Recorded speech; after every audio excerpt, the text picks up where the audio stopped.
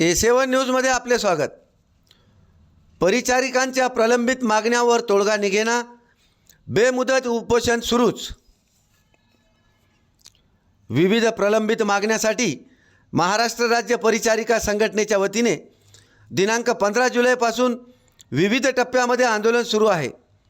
आठवडाभरापासून हे आंदोलन सुरू असले तरी सरकारकडून यावर तोडगा काढण्यात अद्याप यश प्राप्त झालेले नाही। परिणामी परिचारिका आणि अधिपरिचारिकांमध्ये नाराजी वाढत आहे आणि जोपर्यंत मागण्या मान्य होत नाहीत तोपर्यंत आंदोलन सुरूच राहणार असल्याचा इशारा संघटनेने दिला आहे।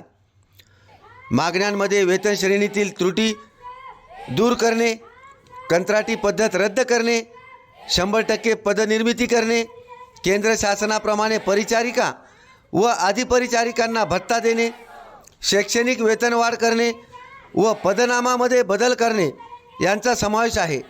या मागण्यांसाठी 15 व 16 जुलै रोजी परिचारिका व अधिपरिचारिकांच्या वतीने शासकीय वैद्यकीय महाविद्यालय व रुग्णालयासमोर काळ्या फीत लावून धरणे देण्यात आली।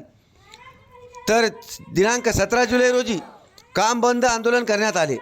तर 18 जुलैपासून बेमुदत संप पुकारण्यात आला आहे। दरम्यान मागण्यांबाबत संघटनेच्या पदाधिकाऱ्यांशी शासनाची चर्चा सुरू असून 23 जुलै रोजी वरिष्ठ स्तरावर बैठक बोलावली गेली आहे।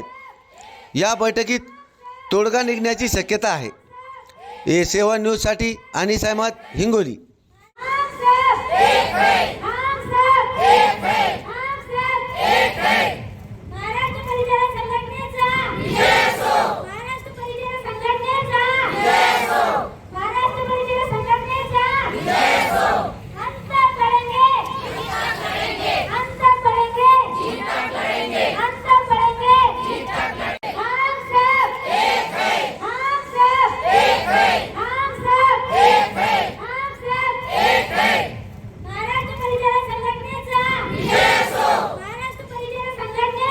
ताजा घडामोडी पाहण्यासाठी आमच्या चॅनलला सबस्क्राईब करा, लाईक करा, शेअर करा आणि बेल आयकॉनला प्रेस करा।